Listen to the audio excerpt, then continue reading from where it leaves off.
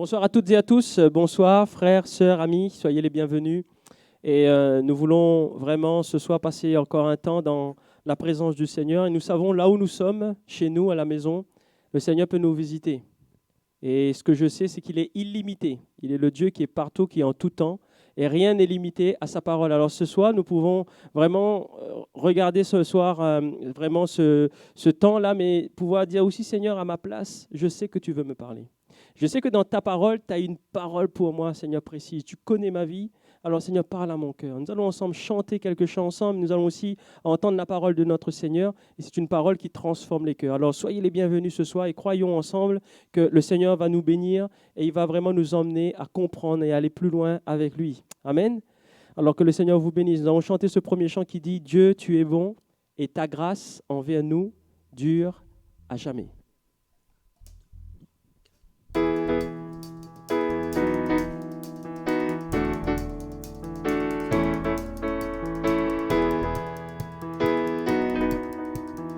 Vous pouvez taper des mains, sentez-vous à l'aise chez vous et faites-le de tout votre cœur. Dieu, tu es bon et ta grâce envers nous dure à jamais. Dieu, tu es bon et ta grâce envers nous dure à jamais. Nous les peuples de toutes les nations, de génération en génération, nous te louons. Alléluia, Alléluia, nous te louons pour qui tu es. Nous te louons ensemble. Nous te louons. Alléluia, Alléluia, Alléluia, nous te louons pour qui tu es. Tu es bon. Ensemble de tout notre cœur. Dieu, tu es bon. Dieu, tu es bon et ta grâce envers nous dure à jamais. Dieu, tu es bon et ta grâce envers nous dure à jamais. Nous les peuples de toutes les nations, de génération en génération, nous te louons. Alléluia, Alléluia, nous te louons pour qui tu es. Nous te louons, nous te louons. Alléluia, Alléluia, Alléluia, nous te louons pour qui tu es. Tu es bon. Amen. Alors, avant de continuer, nous allons laisser la place aussi à notre frère, notre pasteur Joël Dieu, qui va présenter ces moments au Seigneur. Et chez vous, vous pouvez aussi prier. Seigneur, ce soir, oui, nous voulons te faire confiance. Alléluia. Amen. Seigneur, notre Père et notre Dieu, nous te rendons grâce. Oui. Alléluia, te bénissons de ce que tu connais nos cœurs. Oui, tu les Seigneur. sondes, Seigneur. Tu connais les besoins de chacun. Et nous te prions dans ta grâce que par ta parole, tu puisses encore parler à celui qui a besoin de toi. Oh, Ta parole est vivante et qu'elle puisse encore produire son effet dans chacune de nos vies. Qu'elle change nos cœurs, qu'elle transforme, Seigneur, et qu'elle nous donne la victoire par le puissant nom de Jésus, notre Sauveur. Bénis ces instants, notre Dieu, et que chacun de nous puissions fixer nos regards sur toi pour voir la grandeur de l'amour de notre Dieu et glorifier ton saint nom. Amen. Alléluia. Amen. Amen. Nous allons continuer, nous allons chanter ce chant qui dit « Ton sang parle beaucoup mieux ». C'est vrai que le sang de Christ a été versé pour chacun d'entre nous. Et ce soir, nous voulons nous rappeler que nous sommes sauvés, que grâce à la croix, Jésus-Christ nous a donné à être justifiés. Et il nous a lavés, il nous a sanctifiés. Ce soir, nous voulons vraiment prendre en considération cela en disant « Seigneur, nous sommes tes témoins. Nous sommes les témoins de la grâce de Dieu. Alors montre-nous la voie, Seigneur. » Amen.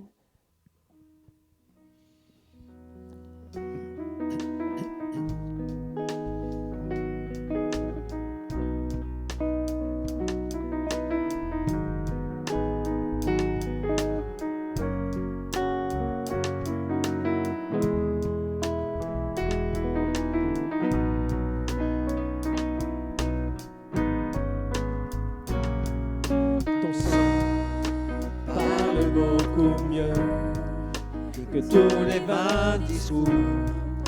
entendu sur la terre.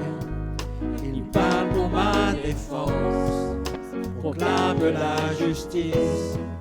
Jésus, c'est ton sang.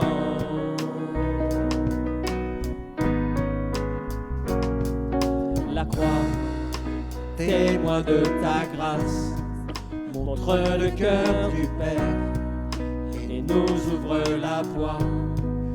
Confiants, nous avançons, non par nos propres forces, mais seulement par ton sang.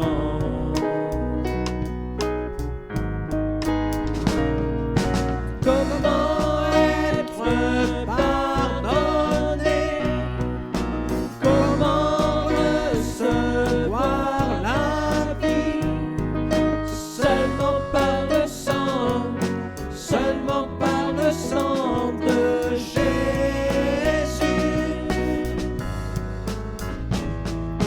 Comment être purifié, reçu comme ami de Dieu?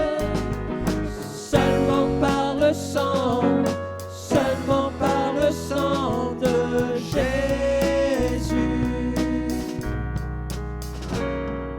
Ton sang parle beaucoup mieux que tous les vains discours entendus sur la terre.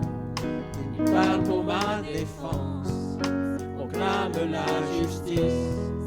Jésus, c'est ton sang. Ensemble, la croix, témoin. La croix, témoin de ta grâce, montre le cœur du Père et nous ouvre la voie. Confiants, nous avançons, non par nos propres forces, mais seulement par ton sang.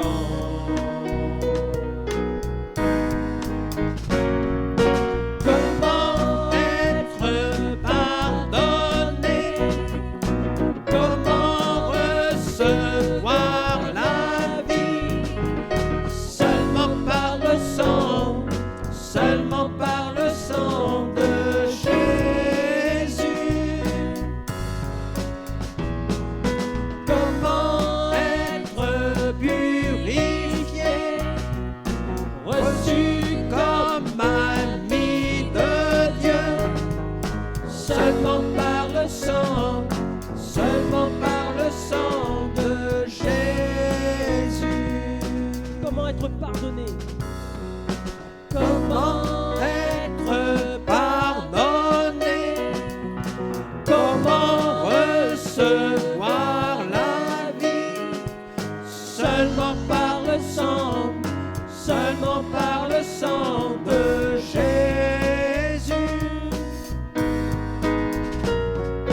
Comment être purifié, reçu comme ami de Dieu? Seulement par le sang, seulement par le sang de Jésus. Amen. Oui, seulement par le sang de Jésus. Vous voulez recevoir la vie éternelle? Alors acceptez Jésus-Christ dans votre vie. Seulement par le sang de Jésus. Nous allons continuer par ce chant qui dit « Nul n'est comme toi. Nul ne peut toucher mon cœur comme toi. Je pourrais chercher, c'est vrai, nous pouvons chercher dans ce monde pour être sauvés. Seul Jésus sauve. Seul Jésus nous montre le chemin. La Bible nous dit qu'il est le chemin, la vérité et la vie. Et que nul ne vient au Père que par Jésus. Alors nous allons chanter ce chant ensemble si vous voulez bien. Nul n'est comme toi. Nul ne peut toucher mon cœur comme toi.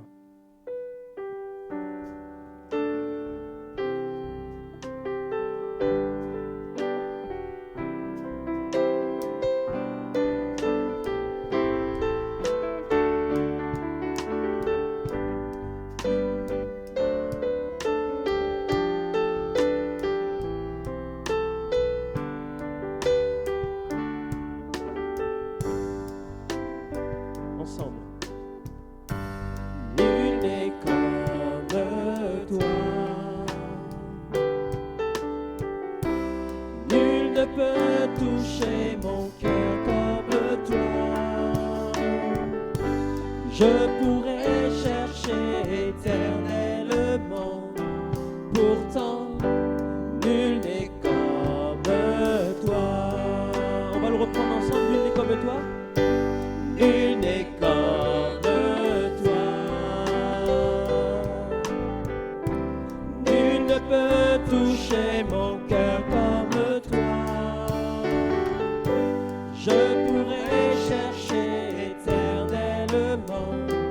pourtant nul n'est comme toi.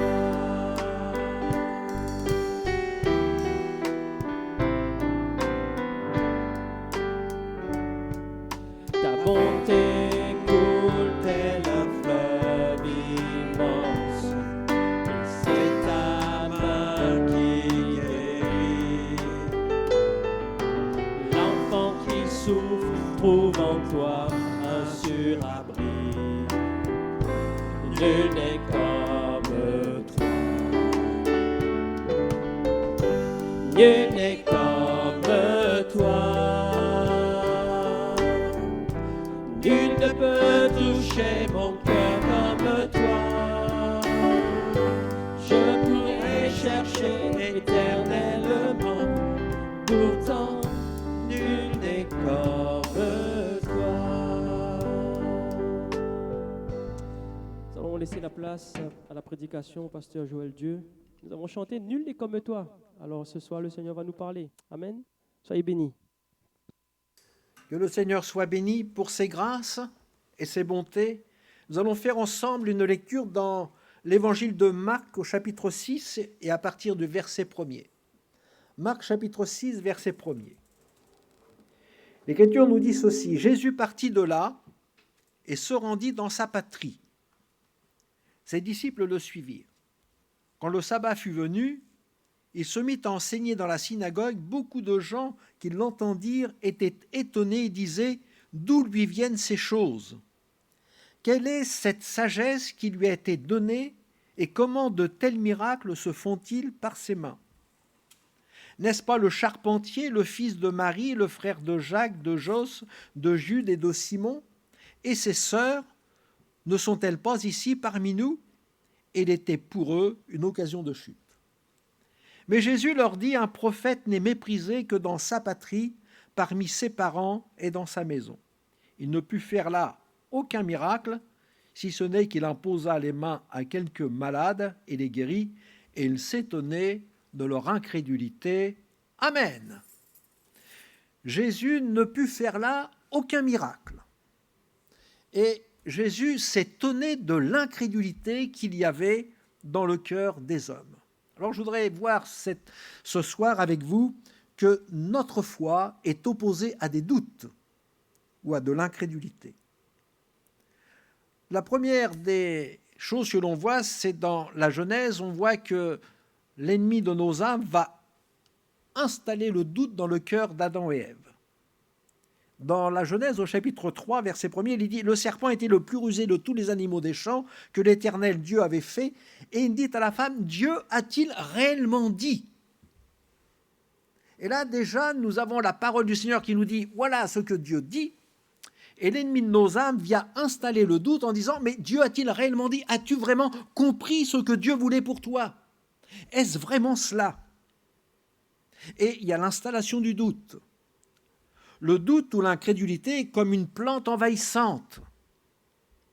Elle se répand en étouffant la végétation qui l'environne. Et si nous laissons la place au doute ou à l'incrédulité, elle va étouffer notre foi, et au lieu de recevoir la bénédiction de Dieu, elle va nous échapper. Au lieu de prendre par la foi la promesse du Seigneur, les grâces que Dieu veut nous donner, nous allons être en échec. Seulement, le Seigneur, dans sa grâce infinie, dans sa bonté, Dieu nous donne le traitement, un traitement efficace contre le doute. Et le traitement efficace contre le doute, c'est la parole de Dieu. Et uniquement la parole de Dieu. C'est la parole de Dieu. Il nous est dit dans la parole du Seigneur, il dit: la foi vient de ce que l'on entend, et ce que l'on entend vient de la parole de Christ. Donc la parole de Dieu va fortifier notre foi. Nous avons également cet antidote contre le doute, c'est d'entendre la prédication de la parole de Dieu. La prédication de la parole de Dieu de ceux qui prêchent la parole. C'est l'apôtre Paul qui le dira: mais comment donc invoqueront-ils celui en qui ils n'ont pas cru? Et comment croiront-ils en celui dont ils n'ont pas entendu parler? Et comment en entendront-ils parler s'il n'y a personne qui prêche? Donc la prédication est là pour apporter la foi dans le cœur des uns et des autres. Dieu parle par la bouche de ses serviteurs. Et c'est ce que nous lisons, et nous pouvons dire ceci, nous rendons continuellement grâce à Dieu de ce qu'en recevant la parole de Dieu que nous vous avons fait entendre. La foi vient dans notre cœur et nous pouvons entendre la parole du Seigneur qui est annoncée par la prédication de l'Évangile. Et on la reçoit et recevez-la, non comme la parole des hommes, mais comme ainsi elle l'est véritablement, comme la parole de Dieu qui agit en vous qui croyez. Dieu veut agir et veut confirmer sa parole par des prodiges et des miracles. Donc le doute, comme beaucoup de personnes qui ne voient pas de solution humaine à leur situation, ceux dont les épreuves se dressent devant eux comme des montagnes infranchissables, dans des situations les plus désespérées, vient une question dans le cœur et c'est là tout le doute que l'on peut avoir. On peut dire devant des situations désespérées, mais Dieu peut-il vraiment faire quelque chose? Dieu peut-il? C'est une question que l'on se pose. Et cette question que l'on se pose les uns et les autres, elle est écrite dans la parole de Dieu, elle est écrite dans les évangiles. Jésus a entendu des personnes dire « Mais peux-tu faire cela? Dieu peut-il? Peux-tu le faire, Seigneur ?» Et si c'est écrit dans les évangiles, c'est que cette parole, cette question, ce doute est toujours d'actualité. Elle est toujours dans notre génération. Elle a traversé les siècles. Dans l'évangile de Marc, au chapitre 9 et au verset 22, nous lisons ceci. Quelqu'un vient et dit « Et souvent l'Esprit l'a jeté dans le feu et dans l'eau pour le faire périr. Mais si tu peux quelque chose, viens à notre secours et compassion de nous. Mais si tu peux quelque chose. » Et Jésus va répondre « Si tu peux. Tout est possible à celui qui croit. » C'est-à-dire, Dieu peut faire, mais je peux recevoir la victoire, et la victoire m'est possible dans la mesure où je crois sans faiblir dans la foi. Le secours ne dépend pas du Seigneur, mais de notre foi. Si tu crois, nous dit le Seigneur, cela est possible, car rien n'est impossible à notre Dieu. Nous voyons ça dans Luc chapitre 1er, verset 37. Rien n'est impossible à notre Dieu. Le secours du Seigneur dépend uniquement de notre foi, et c'est parce que nous vacillons de la foi au doute que le Seigneur nous dit, et nous le rappelle, et nous le voyons dans Jean chapitre 11, verset 40, « Ne t'ai-je pas dit que si tu crois, tu verras la gloire de Dieu. » Frères et sœurs, chers amis, je voudrais vous dire ce soir, saisissez par la foi cette parole du Seigneur. Si tu crois sans douter dans ton cœur, si tu crois, tu verras la gloire de Dieu. Tu verras que Dieu est merveilleux. Tu verras que Dieu peut faire de grandes choses, qu'il sauve encore, qu'il brise, qu'il nous délivre de nos liens, de nos chaînes, de nos passions, de nos vices. Il est un Dieu qui fait aujourd'hui encore des prodiges et des miracles. Si tu crois, tu verras la gloire de Dieu. Dieu est tout-puissant pour te bénir. Ah, quelqu'un dira, oui, mais, Dieu veut-il? Le Seigneur voudra-t-il le faire pour moi? Qui suis-je pour que Dieu s'intéresse à moi? Pourquoi le Seigneur s'intéresserait-il à moi? Je ne suis pas... Et on peut se dévaloriser aux yeux des hommes et aux yeux de Dieu. David dira, mais qu'est-ce que l'homme pour que tu te souviennes de lui, et le Fils de l'homme pour que tu prennes garde à lui? Nous sommes aimés du Seigneur. Et notre incrédulité s'exprime également par des mots comme « Dieu veut-il » ? Est-ce que le Seigneur le veut? Il y en a d'autres, sous une forme plus spirituelle, ne vont pas dire « mais ce que Dieu veut le faire », vont dire « si c'est la volonté de Dieu ». Mais c'est toujours la même chose. On ne saisit pas par la foi la bénédiction que Dieu nous donne, mais on doute que le Seigneur veuille nous bénir. Cette parole a une apparence de soumission à la volonté de Dieu, mais elle est l'expression manifeste de notre incrédulité, de notre doute, que Dieu veut nous bénir et nous secourir dans tous nos besoins. Comment peut-on saisir la victoire quand on prie le Seigneur sans conviction? J'adresse mes requêtes, j'adresse mes supplications au Seigneur, et je termine en disant « Seigneur, tu m'exauces si tu veux. Si c'est ta volonté, Seigneur, bien guéris-moi. Si tu veux bien fais-le. Et notre manque de foi empêche le Seigneur d'agir en notre faveur. Dans l'évangile que nous avons lu, au chapitre 6 de Marc et au verset 5, il est dit « Il ne put faire là aucun miracle, si ce n'est qu'il imposa les mains à quelques malades et les guérit. » Et le Seigneur, verset 6, il dit « Et il s'étonnait de leur incrédulité. » Il s'étonnait de leur incrédulité. Pour saisir la bénédiction que le Seigneur veut nous donner, il faut que je me fortifie dans la foi. Pour cela, je regarde au cœur de Dieu, et si je regarde au cœur de Dieu, je verrai que le Seigneur nous aime. Dieu nous aime. Soyons-en convaincus, Dieu nous aime. Le Seigneur est compatissant. Le Seigneur est miséricordieux. Dieu est bon en miséricorde, en bonté. Il est riche en bonté. Le Seigneur ne regarde la peine qu'il y a sur nos cœurs. Il voit la souffrance qu'il peut y avoir. Et l'Écriture nous dit que nous avons un Dieu qui prend en main notre cause. C'est lui qui prend en main notre cause. Mais pour qu'il prenne en main ma cause, il faut que je m'abandonne dans les mains du Seigneur. Il faut que le malheureux s'abandonne entre les mains de son Dieu. Alors, c'est là où le Seigneur peut venir en aide à chacun d'entre nous. L'Écriture nous dit qu'il y avait un lépreux qui est venu un jour s'approcher du Seigneur. Et en s'approchant du Seigneur, il va se prosterner devant le Seigneur, devant lui, et va dire, Seigneur, dans Marc 8, verset 2, il dit, « Si tu le veux, tu peux me rendre pur. » Je dirais que cet homme avait une demi-foi. Il croyait que Jésus pouvait le guérir de cette grave maladie, de cette maladie incurable, et Dieu peut nous guérir de toute maladie incurable.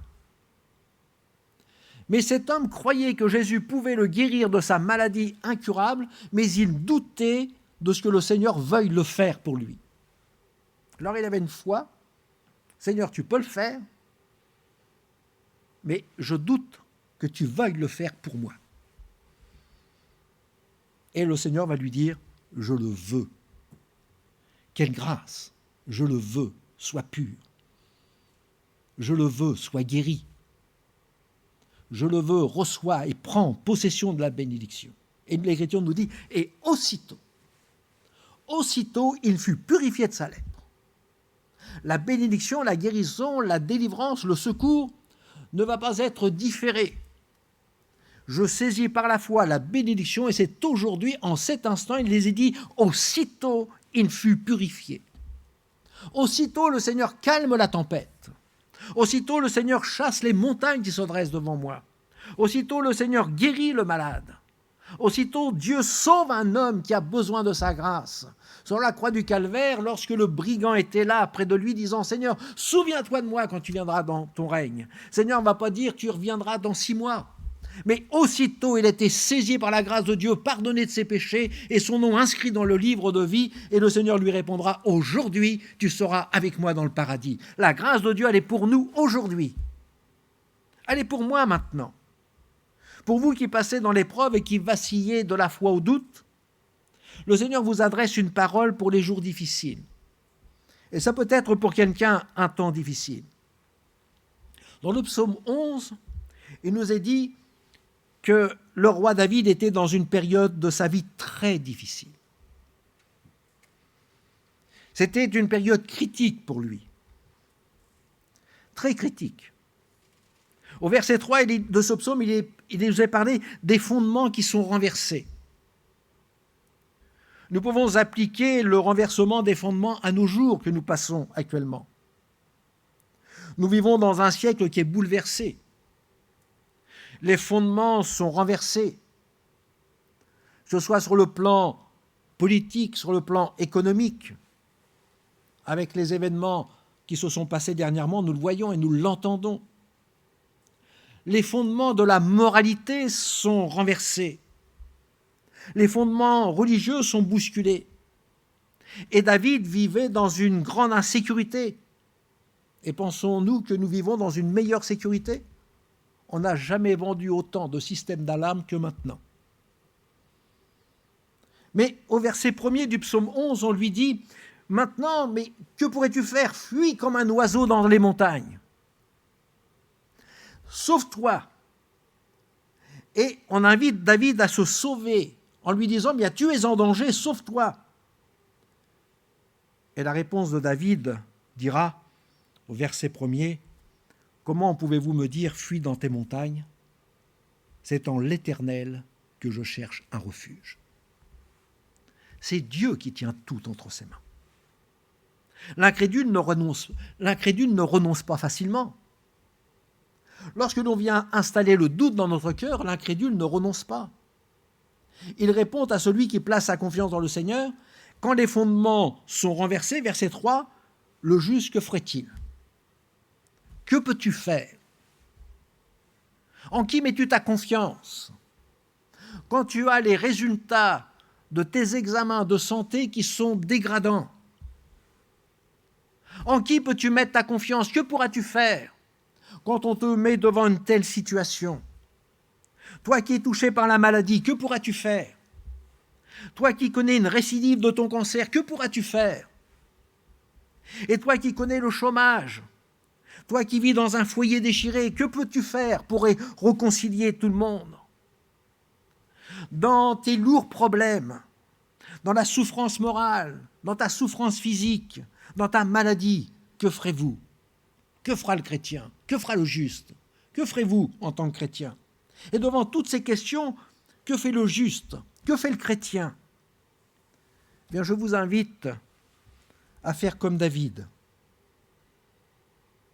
David a entendu ce qu'on lui disait, et nous pouvons entendre ce que l'on nous dit. Mais à la différence, il répondra, c'est en l'Éternel que je cherche un refuge. C'est dans le Seigneur que je veux me confier. C'est en lui que je cherche ce refuge. L'Éternel sera mon abri, sera mon secours. Et dans le psaume 91, verset 1er, nous comprenons et nous savons que celui qui demeure à l'abri du Très-Haut repose à l'ombre du Tout-Puissant. Et ce que nous avons besoin, c'est d'avoir la paix dans notre cœur pour saisir la victoire que Dieu veut nous donner. Être confiant dans le Seigneur, c'est là que sera notre force. Et comme David, nous avons une réelle confiance dans le Seigneur. Ce qui nous rend capables de nous confier dans le Seigneur, c'est une belle révélation que Dieu va donner à David et qu'il nous donne dans ce psaume 11, verset 4. Il nous a dit « L'Éternel est dans son saint temple, béni soit Dieu. L'Éternel a son trône dans les cieux. Ses yeux regardent, ses paupières sondent les fils de l'homme. » Oui, Dieu a un trône dans le ciel. Et le trône nous parle du règne de Dieu. Dieu règne sur la terre et dans le ciel. Dieu est assis sur son trône et Dieu règne. Et celui qui nous assure de la victoire, celui qui peut nous sauver, qui peut nous délivrer, qui peut nous secourir, c'est le Dieu tout-puissant. Celui qui peut le faire et qui veut le faire, c'est notre Dieu qui règne dans le ciel et tout lui est soumis et c'est de la volonté de Dieu que vienne notre délivrance également. Et au verset 4 de ce psaume, il nous a dit « Ses yeux regardent ». Les yeux de Dieu sont sur vous. Ses paupières sondent les fils de l'homme. Dieu vous regarde tous les jours. Dans les jours de crise, le Seigneur a ses regards posés sur nous. Ses paupières sondent les fils de l'homme. Il nous regarde. Le Seigneur pose un regard attentif sur vous.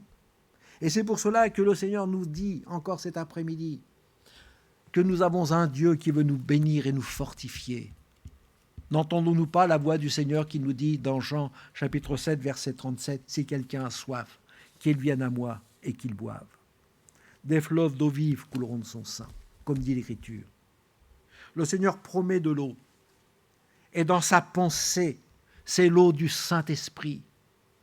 Dans la pensée de Dieu, c'est la bénédiction de l'Esprit de Dieu qui vient se répandre sur nous, qui s'applique à tous ceux que Dieu veut bénir. Dieu déverse son eau sur tous les assoiffés, sur la terre desséchée. Dieu répondra à tous ceux qui réalisent le bien fondé de leurs besoins. Il déversera l'abondance de ces bénédictions lorsque nous avons soif, lorsqu'il y a un cri qui monte de notre cœur. Nous vivons depuis peut-être des jours, des mois, peut-être de nombreuses années avec un besoin qui est profond sur notre cœur dans notre vie.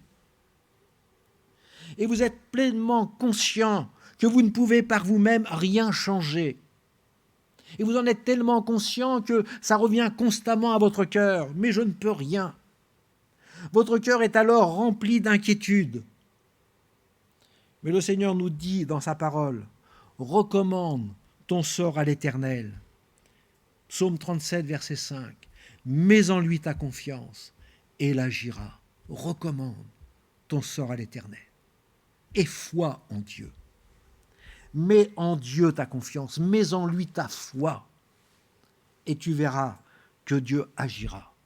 Alors nous pouvons être environnés de nos craintes, de nos doutes, avec beaucoup de questions. Mais n'est-il pas écrit dans la parole du Seigneur, ne crains pas, crois seulement. Car toutes choses sont possibles à celui qui croit. Amen. Que Dieu vous accorde sa grâce, qu'il vous bénisse et saisissez par la foi la bénédiction que le Seigneur veut vous accorder. On va demander au Seigneur sa grâce. Seigneur notre Père, notre Dieu, tu sais combien nous sommes fragiles. Il est vrai, Seigneur, que tu peux t'étonner de l'incrédulité, du doute qu'il y a dans le cœur de chacun.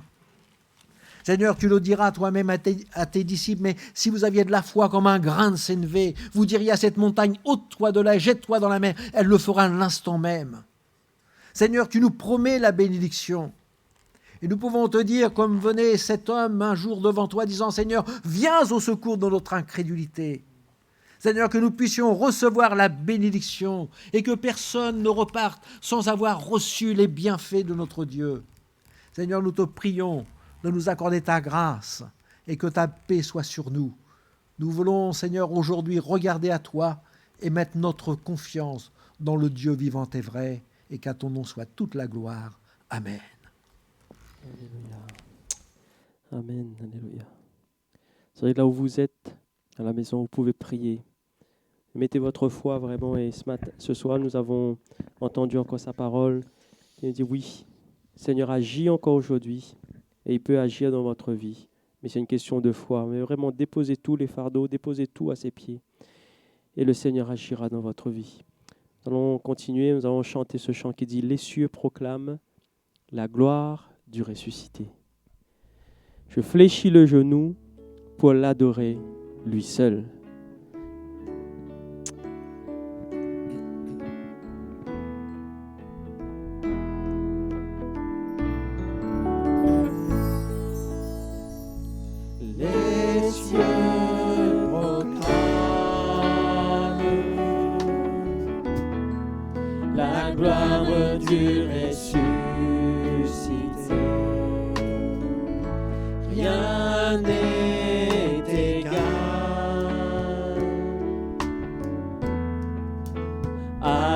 bonté du Seigneur.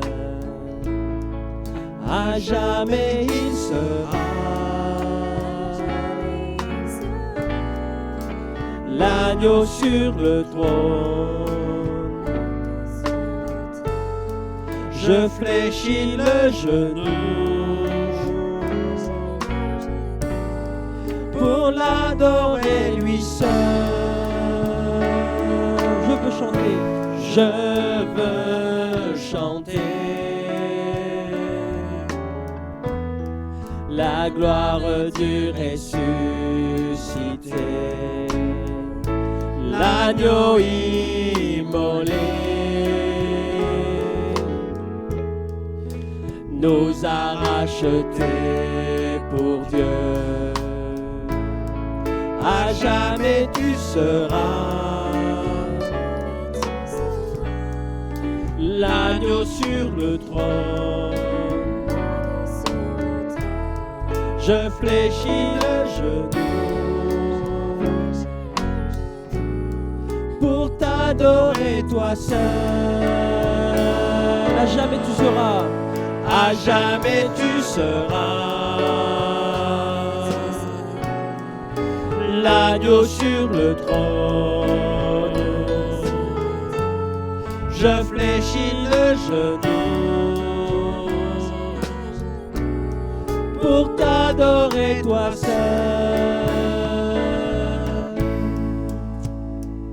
Alléluia. Merci Seigneur.